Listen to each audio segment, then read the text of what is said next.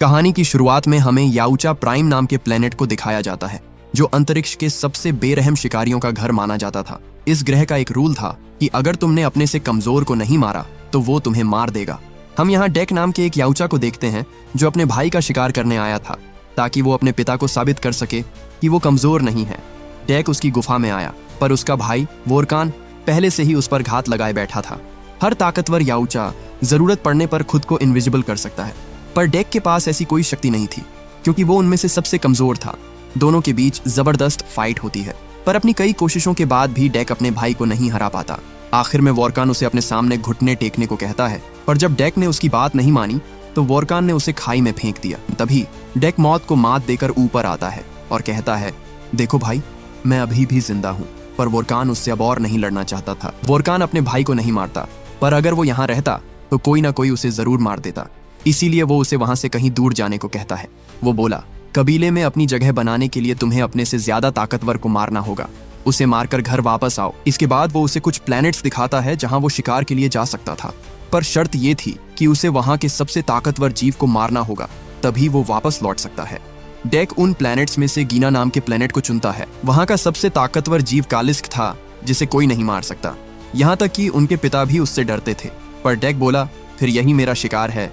पिता ने मुझे कमजोर कहा था, उन्हें गलत साबित करने के लिए मुझे सबसे ताकतवर को मारना होगा।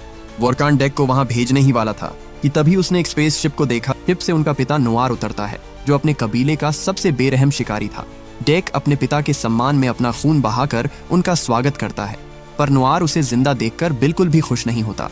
वो वोरकान से पूछता है कि तुमने अभी तक अपना काम पूरा क्यों नहीं किया, पर वोरकान उसकी साइड लेते हुए बोला, ये अभी नया है, इसे एक और बार शिकार का मौका मिलना चाहिए। लेकिन नोआर डेक को अपने कबीले की कमजोरी समझता था, और याउचा प्रजाति में यह नियम था कि कमजोर को मार दिया जाता है। जब उसे पता चला कि डेक कालिस्क का शिकार करने जा रहा है तो उसे ये उसकी बेवकूफी लगी। वो वोरकान से कहता है कि जब वो सो रहा था तभी तुम्हें मार देना चाहिए था। अपने पिता के मुंह से ये शब्द सुनकर डेक का दिल टूट जाता है। नोआर ने उसे बंदी बना लिया और अपने बेटे से कहा कि उसे मार दो।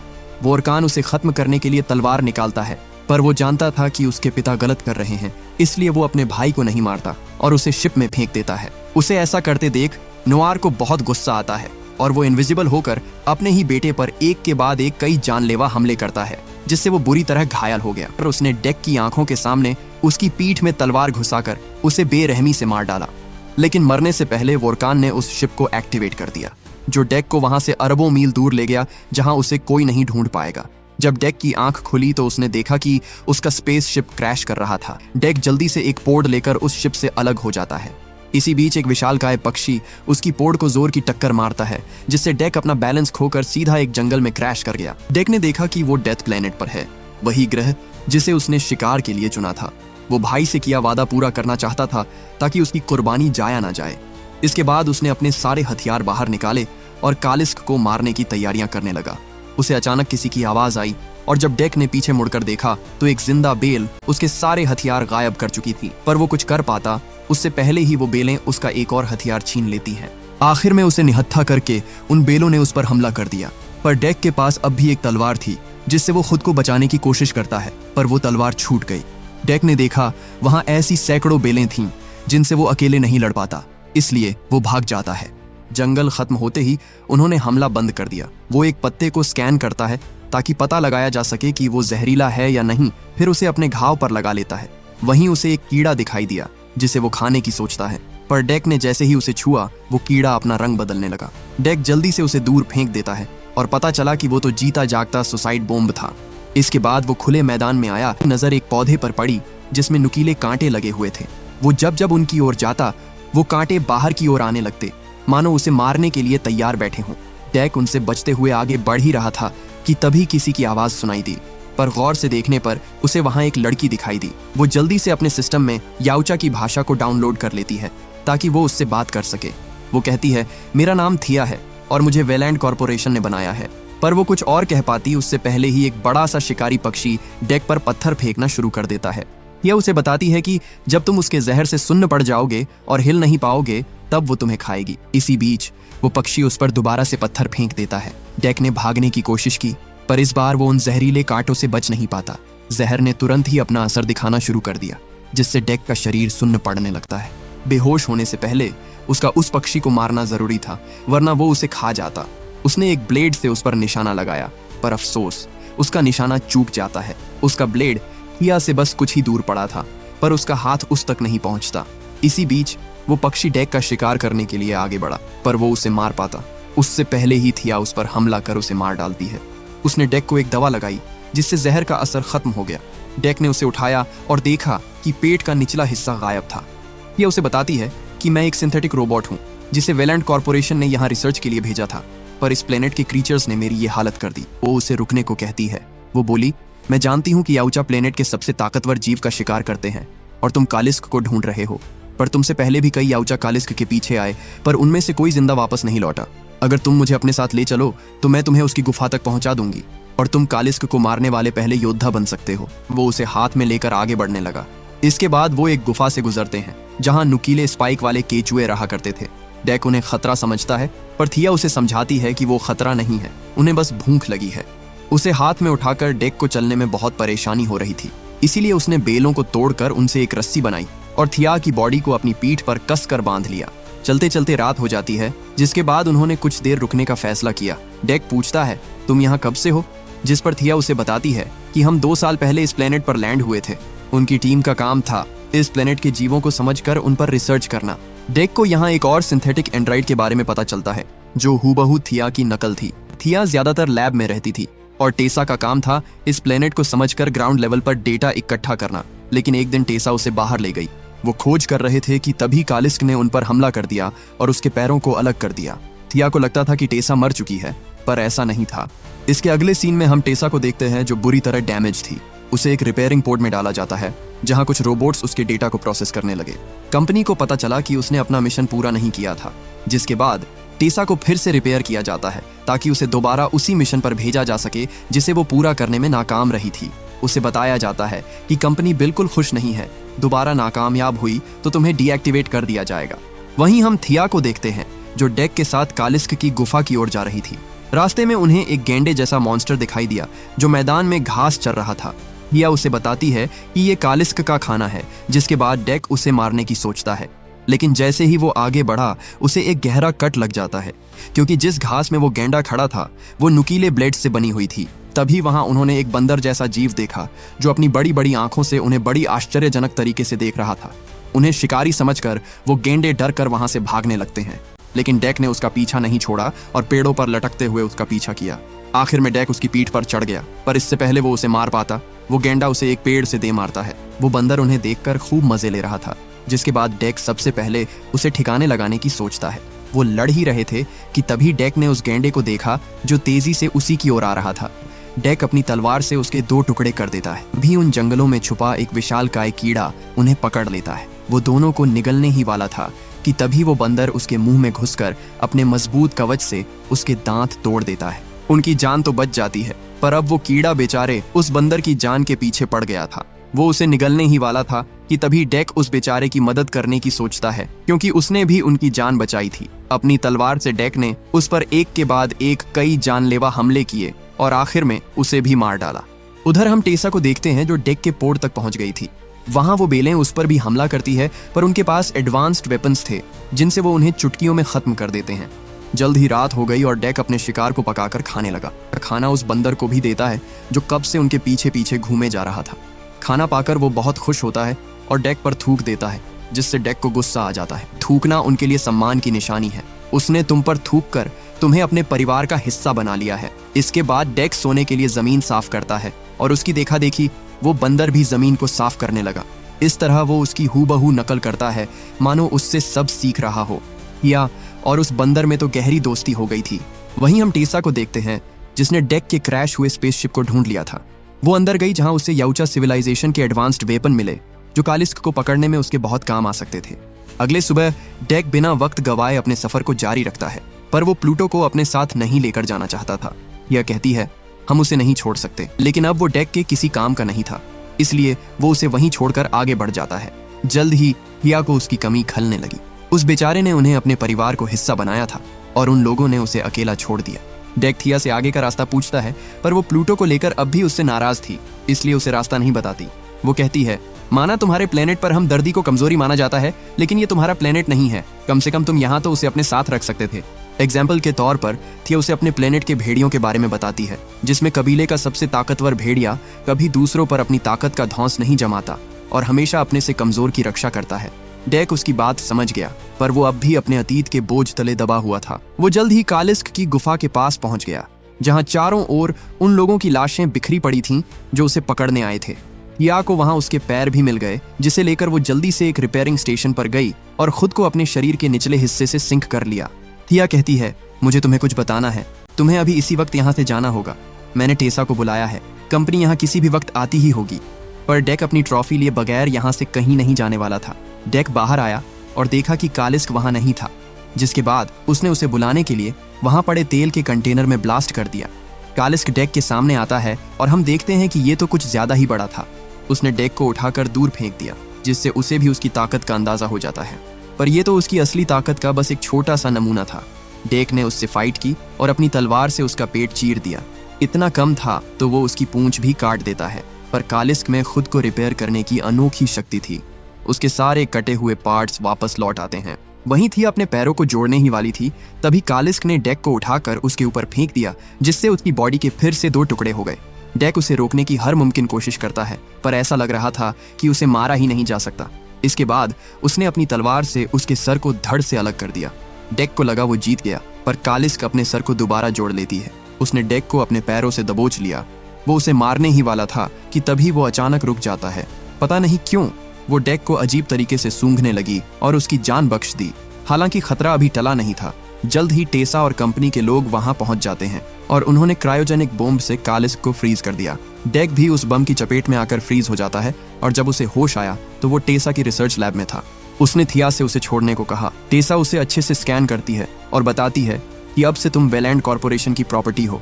इसी बीच उसने थिया को फिर से एक्टिवेट किया और उसे जैसे ही होश आया वो टेसा को देखकर इमोशनल हो गई। पर तभी उसने डेक को देखा, जिसे टेसा ने बंदी बना लिया था। उसने एक डिवाइस चालू किया जो डेक के ब्रेन को अंदर से स्कैन करने लगता है, पर यह स्कैन किसी टॉर्चर से कम नहीं था। थिया उसे दर्द में देख टेसा को उसे रोकने को कहती है, पर जब वो नहीं मानी तो उसने खुद उस मशीन को बंद कर दिया। थिया उसे समझाने की कोशिश करती है कि ये याउचा अलग है, इसने उसकी जान बचाई है। पर टेसा उसे याद दिलाती है कि उन्हें किस काम के लिए बनाया गया है। वो बोली, मैं यहाँ तुम्हें बचाने नहीं आई थी, बल्कि हमारा मिशन पूरा करने आई थी। उसकी बातें सुनकर थिया को यकीन ही नहीं होता कि ये वही टेसा है जिसे वो अपनी बहन मानती थी। रिपेयर होने के बाद वो पहले जैसी नहीं रही। उसमें दूसरों के लिए हमदर्दी बिल्कुल खत्म हो चुकी थी। टेसा ने गार्ड्स को ऑर्डर्स दिए कि वो उसे तोड़कर कचरे में फेंक दें और वहां से चली गई। थिया डेक को कुछ करने को कहती है, पर तभी वहां एक गार्ड आ गया और देखा कि थिया उस याउचा से उसकी भाषा में बात कर रही है। उसने वहां से एक डिवाइस उठाया और बड़े गौर से उसकी जांच करने लगा। डेक ने कहा, उसे बताओ कि ये एक नक्शा है, जिसके बाद थिया ने वैसा ही किया। जैसे ही उस गार्ड ने उसमें लगा एक बटन दबाया, वहां एक ब्लास्ट हो गया। थिया ने जल्दी से दरवाजा खोल दिया और डेक वहां से भाग निकला। उनसे बचते हुए वो कई फीट गहरे झरने में गिर जाता है। उसे मरा हुआ समझकर उन्होंने उसे ढूंढने की कोशिश भी नहीं की, पर हम देखते हैं कि डेक इतनी ऊंचाई से गिरने के बाद भी जिंदा बच गया था। उसे बहुत चोट आई थी, पर किसी तरह वो अपनी शिप पर वापस लौटा। टेसा ने उसके सारे हथियार अपने कब्जे में कर लिए थे, इसलिए उसने तय किया कि वो इस प्लेनेट को उनके खिलाफ इस्तेमाल करेगा। इसके बाद डेक मैदान में जाकर वहां से ढेर सारी ब्लेड वाली घास इकट्ठा करता है। उसने उस फटने वाले कीड़े को पकड़कर उसे एक पत्ते में बंद कर दिया, जो उसके लिए एक ग्रेनेड का काम करने वाला था। जिस गेंडे का उसने शिकार किया था, उसके दांतों से वो नुकीला खंजर बनाता है। इस तरह उसने वो सुन्न करने वाला पौधा और उन केचुओं को अपना हथियार बना लिया, जिन्होंने कभी उसे मारने की कोशिश की थी। सुराग की तलाश में डेक उसी गुफा के पास आता है जहां उनकी आखिरी फाइट हुई थी, पर अफसोस वहां उसे कोई नहीं मिला, क्योंकि सब वहां से जा चुके थे। वो जा ही रहा था कि तभी उसकी नजर प्लूटो पर पड़ी, जो उन्हें ढूंढते ढूंढते यहाँ तक पहुंच गया था। डेक ने देखा कि वो बहुत परेशान नजर आ रहा था, और तभी उसकी नजर कालिस्क के पैरों के निशान पर पड़ी, जिस पर खड़ा होकर प्लूटो रो रहा था। डेक तुरंत समझ जाता है कि जिसे वो इतनी देर से मामूली बंदर समझ रहे थे, असल में वो कालिस्क की बेटी है, जो उससे बिछड़ गई थी। डेक ने बिना देर किए उस पर थूक दिया और उसे भी अपने परिवार का हिस्सा बना लिया। इसी बीच उन्होंने थिया के पैरों को देखा जो मलबे के नीचे दबे हुए थे। डेक उसे बाहर निकालता है, जिसके बाद वो पैर उन्हें टेसा के बेस की ओर ले जाने लगे। वहीं हम थिया को देखते हैं जिसकी बॉडी को वो लोग डिस्पोज करने वाले थे।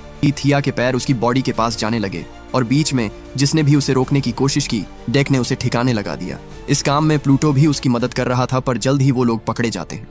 इसी बीच टेसा कालिस्क को लेकर वहां से निकलने की तैयारी कर रही थी। डेक एक एक कर उन रोबोट्स को ठिकाने लगा रहा था। एक ने सेफ्टी अलार्म बजाने की कोशिश की, पर डेक उसे ऐसा नहीं करने देता क्योंकि अभी उसे थोड़े और टाइम की जरूरत थी। वहीं थिया के पैर थिया को ढूंढते ढूंढते उस तक पहुंच जाते हैं। थिया अपने पैरों को वापस पाकर बहुत खुश थी कि तभी वहां और गार्ड्स आ गए, इसलिए उन्होंने फिर से डीएक्टिवेट होने का नाटक किया। वो गार्ड थिया को देख ही रहे थे कि तभी उसके पैर ने पीछे से उन पर हमला किया और उन दोनों ने एक टीम की तरह काम करके सारे रोबोट्स को मार गिराया। डेक उन्हें रोकने के लिए आगे बढ़ा, पर तभी एक गार्ड ने उसके सर पर बंदूक तान दी और कहा, अगर हिले तो खोपड़ी उड़ा दूंगा। तभी वहां थिया आ गई और उसे बचा लिया। उसने पूछा, तुम यहाँ क्या कर रहे हो? पर जब थिया को पता चला कि वो यहाँ उसे बचाने आया है तो उसे अपनी आंखों पर यकीन ही नहीं हुआ। थिया बोली, इससे पहले कि और लोग यहाँ आ जाए हमें यहाँ से निकलना होगा। पर डेक कहता है, अभी नहीं, हम कालिस्क को लिए बिना नहीं जा सकते। उन्होंने प्लूटो की माँ को पकड़ रखा है। सच पता चलते ही थिया भी उसकी मदद करने को तैयार हो जाती है, जिसके बाद डेक ने सिक्योरिटी अलार्म बजाकर सभी को अपनी ओर बुला लिया। वो अपने घुटनों के बल बैठकर उनका इंतजार करने लगा और जल्द ही गार्ड्स की पूरी यूनिट उसे चारों ओर से घेर लेती है। वो उसे मारने के लिए उसकी ओर बढ़ ही रहे थे कि तभी डेक ने अपनी चाल चली और उस सुन्न करने वाले पौधे से उन सब के टुकड़े टुकड़े कर दिए। अब बस टेसा बची थी, पर डेक को उसे ढूंढना नहीं पड़ता क्योंकि वो खुद चलकर उसके पास आती है। याउचा के हथियारों से लैस उसने एक मैकेनिकल आर्मर पहन रखा था। वो डेक पर निशाना लगाती है, पर उसने जैसे ही ट्रिगर दबाया, वो केचुआ डेक की जान बचाने के लिए खुद उसके सामने आ जाता है और मारा जाता है। डेक गुस्से से मानो आपे से बाहर हो गया और उस पर पागलों की तरह टूट पड़ा। वो उस पर कई हमले करता है, पर टेसा ने उसे उठाकर दूर फेंक दिया। इसी बीच थिया कालिस्क को अपनी आईडी से छुड़ाने की कोशिश करती है, पर उसे ब्लैक लिस्ट कर दिया गया था। उसे ऐसा करते हुए एक गार्ड उसे देख लेता है, पर थिया जल्दी से अपनी आंखें बदलकर टेसा बन जाती है और उसे ऑर्डर देती है कि वो कहीं और जाकर निगरानी करे। पर इन सब का कोई फायदा नहीं होता। अपनी जान बचाने के लिए वो एक ट्रक के पीछे छुप गया और जब टेसा उसे उठाकर उसे ढूंढने में बिजी थी, तभी डेक ने अचानक उस पर हमला कर दिया। वो उसका सर धड़ से अलग करने ही वाला था कि तभी टेसा खुद को एक शील्ड के नीचे छुपा लेती है, जिसे डेक चाहकर भी नहीं तोड़ सकता था।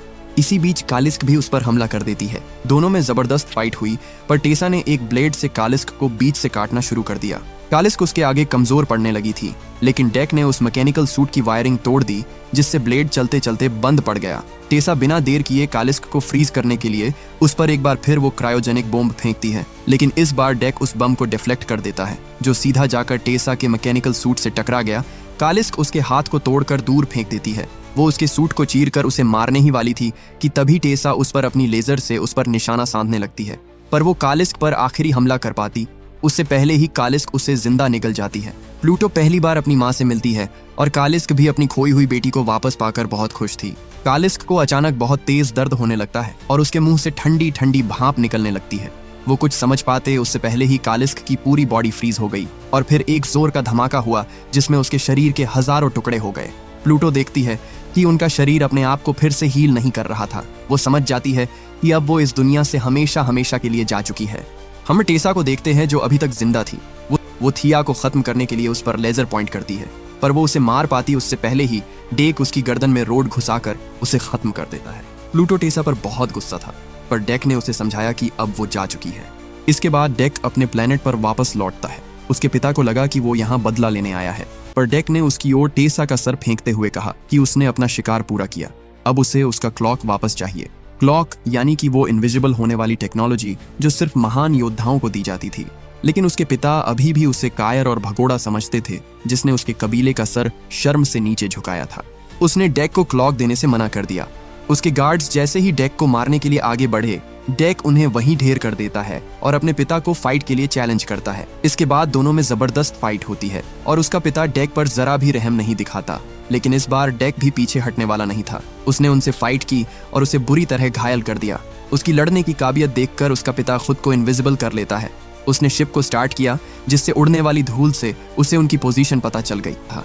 डेक ने उन पर एक के बाद एक कई जानलेवा हमले किए और आखिर में उनका हाथ काटकर दूर फेंक दिया।